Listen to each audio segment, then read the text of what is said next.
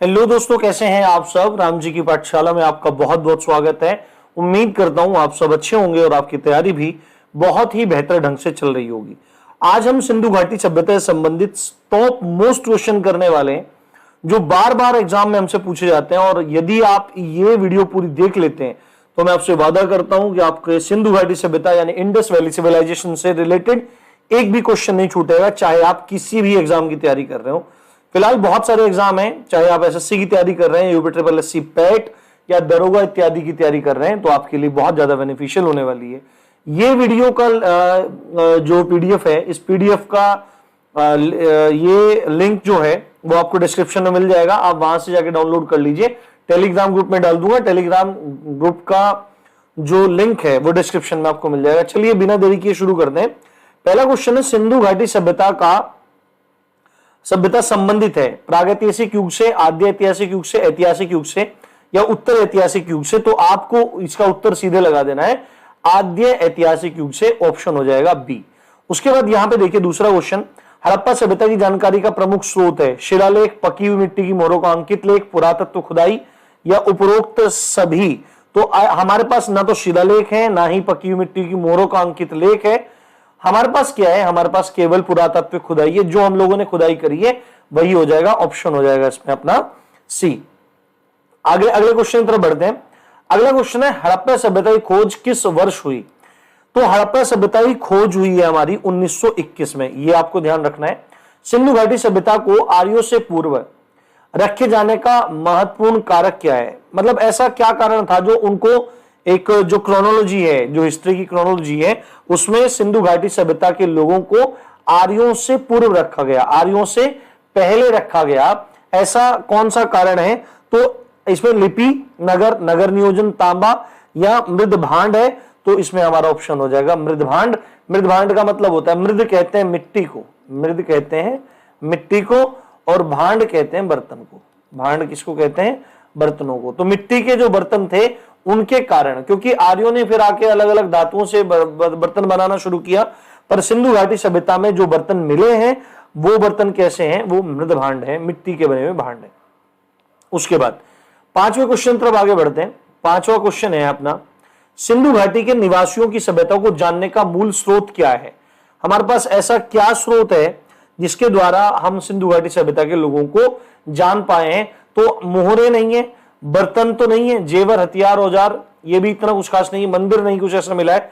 तो क्या इंपॉर्टेंट है, ये आपको बहुत ध्यान रखना है। सिंधु घाटी सभ्यता जो है उसका संबंध नगर नियोजन से, नगर बसे हुए थे, मतलब एक प्लान्ड एकदम सिटी, जैसे हमारी आज के टाइम में चंडीगढ़ जो सिटी है वो प्लान सिटी कहलाती है, उसी तरह से सिंधु घाटी सभ्यता के नगर बसे हुए थे।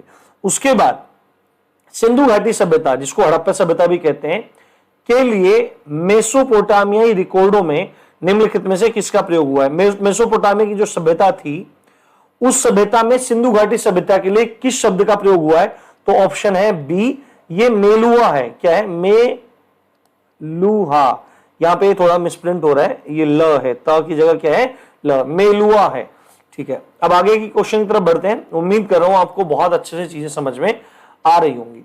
उसके बाद अपना ऑप्शन है हमारा, यहां पे देखो, हड़प्पा सभ्यता विस्तृत थी। जो हड़प्पा सभ्यता थी ये कौन कौन से राज्यों में विस्तृत थी। तो इसमें सीधे है, पंजाब में, राजस्थान में, गुजरात में, उत्तर प्रदेश में, हरियाणा में, सिंधु और बलूचिस्तान में। जो सिंध क्षेत्र है और बलूचिस्तान है, ये सिंध है, सिंध और बलूचिस्तान के। तो ऑप्शन हो जाएगा डी।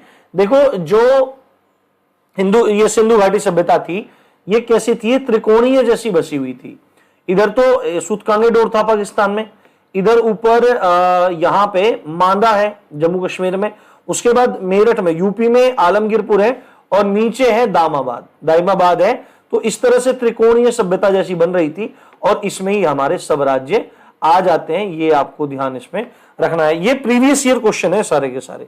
तो पंजाब, राजस्थान, गुजरात, हरियाणा, सिंध और बलूचिस्तान का एरिया है। अगर जम्मू कश्मीर भी इसमें ऐड करके आ जाए तो आपको टेंशन लेने की जरूरत नहीं है।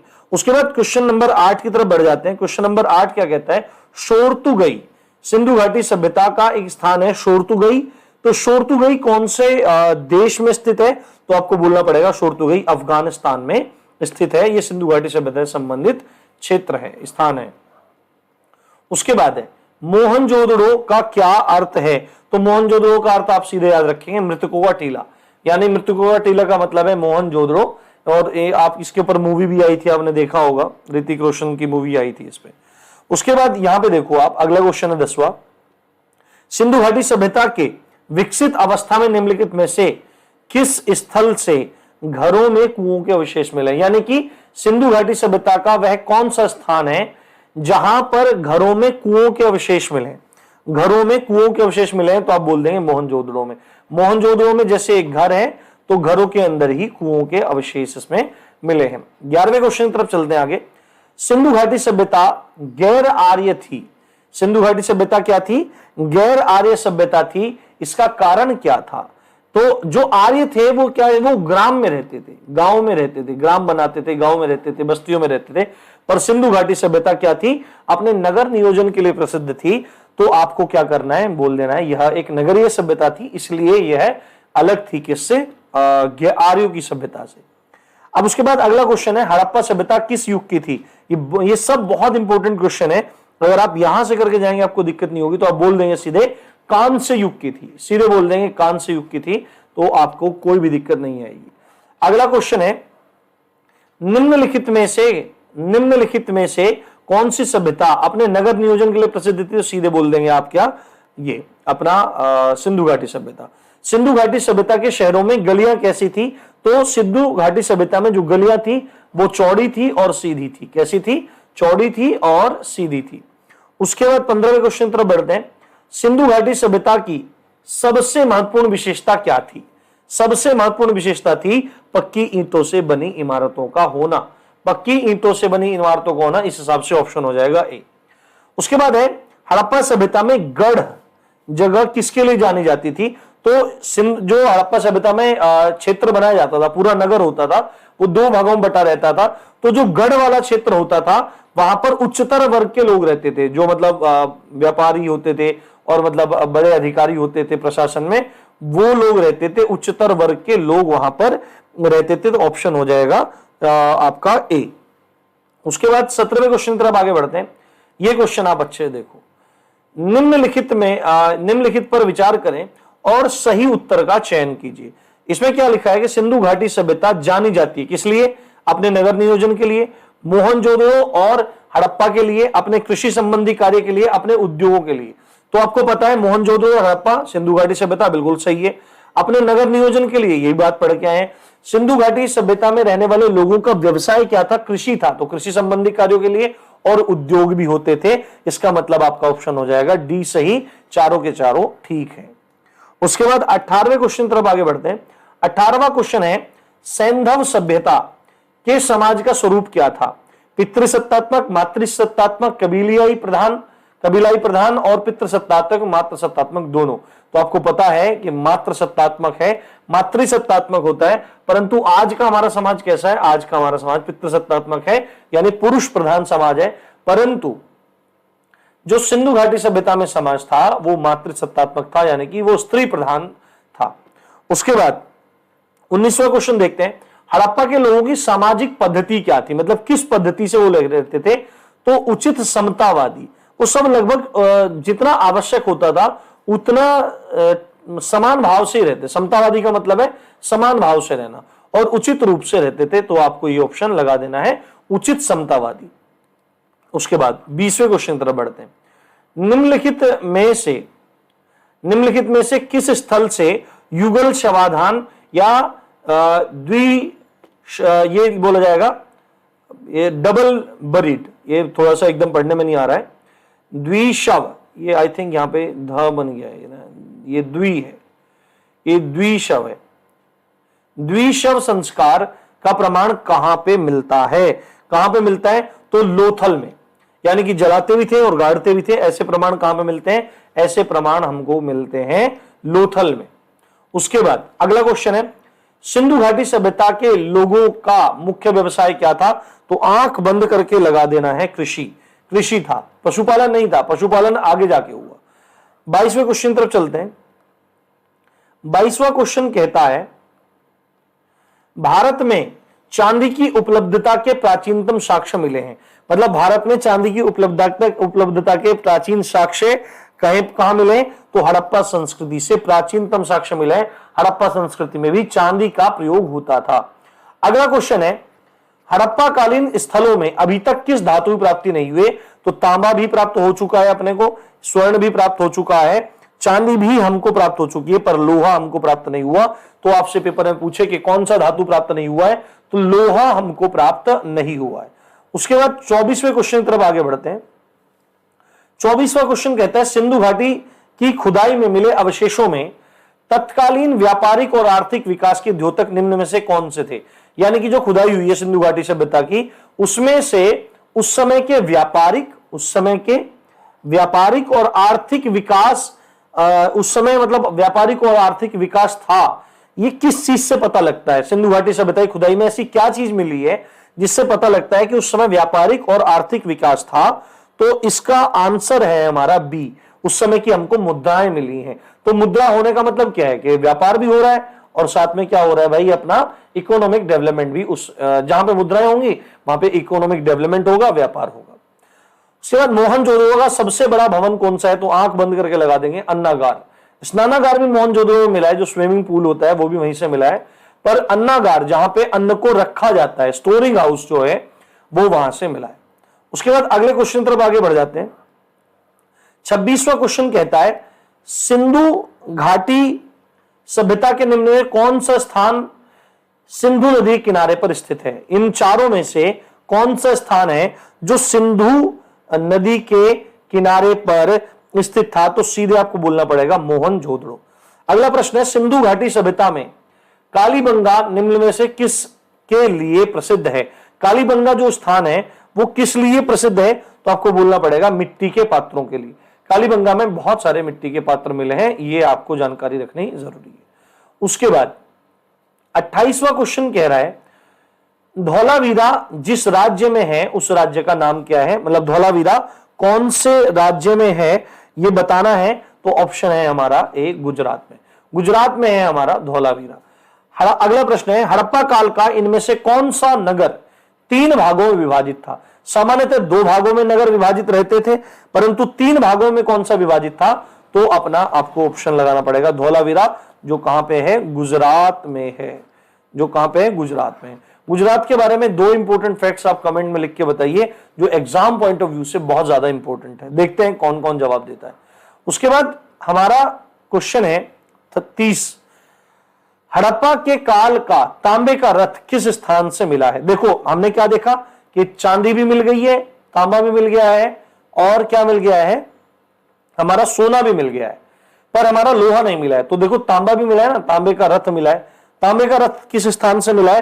तो दायमाबाद, जो महाराष्ट्र में स्थान पड़ता है, महाराष्ट्र में। ये मैंने क्या लिख दिया मैं इसको सही करता हूं, एक सेकेंड। महाराष्ट्र में,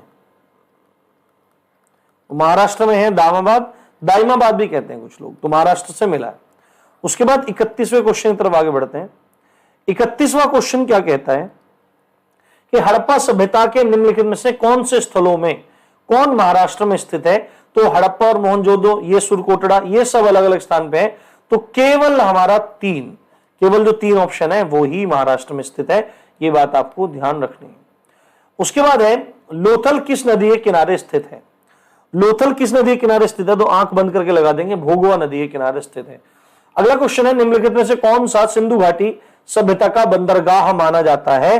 तो इसको लोथल लगा देंगे। लोथल सबसे बड़ा बंदरगाह उस समय माना जाता था जहां से लोग व्यापार करते थे।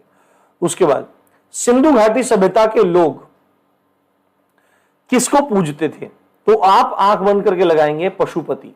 जो पशुपति हैं उनको पूजा जाता था, ये आप लगा देंगे। अगला प्रश्न है, देवी की पूजा, देवी माता की पूजा किससे संबंधित थी? तो आप बोलेंगे सिंधु घाटी सभ्यता से संबंधित थी। सिंधु घाटी सभ्यता में किसकी पूजा होती थी?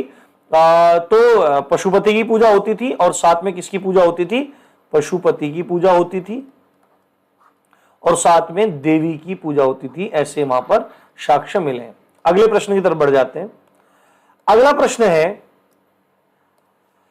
किस हड़प्पाकालीन स्थलों से नृत्य, ये स्थलों नहीं, ये स्थल होगा खाली ना, स्थल, किस हड़प्पाकालीन स्थल से नृत्य करती मुद्रावली स्त्री, नृत्य करते हुए जो मुद्रा बनती है वैसी स्त्री की कांस्य मूर्ति मिली है। यानी कि नृत्य करते हुए स्त्री है जो कांस्य की बनी हुई है, वो कहां से मिली है?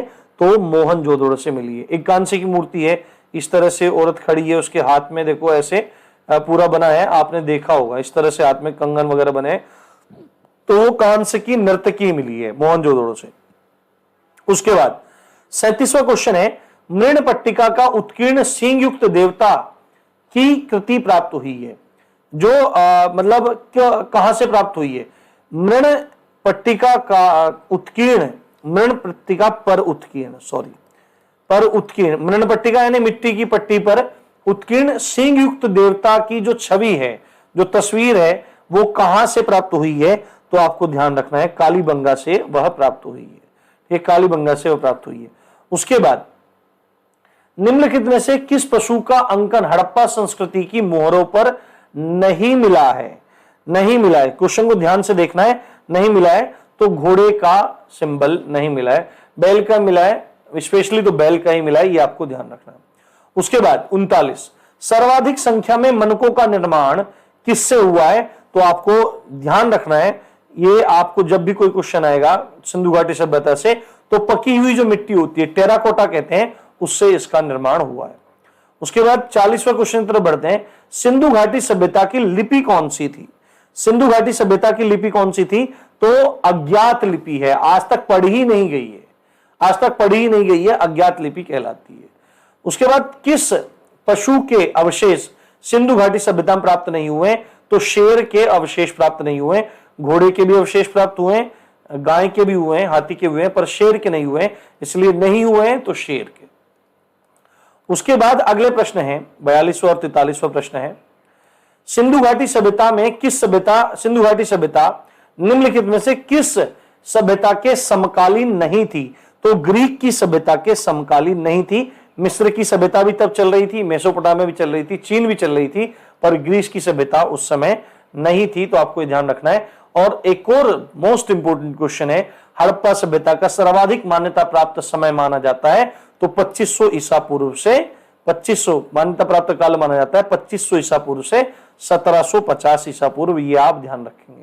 उम्मीद करता हूं आपको वीडियो बहुत पसंद आई होगी। इसी तरह से हम धीरे धीरे जीएस के सारे पार्ट को कवर करने का प्रयास करेंगे, बट आप सब्सक्राइब का बटन दबाए मत जाना, ठीक है? इतना तो आप कर ही सकते हैं, इन चीजों में बहुत ज्यादा मेहनत लगती है। उम्मीद करता हूं आपको ये चीजें अच्छी लगी होंगी, प्रयास अच्छा लगा होगा। आप देख रहे थे राम जी की पाठशाला, मैं हूं राम भारद्वाज। जय हिंद, जय भारत।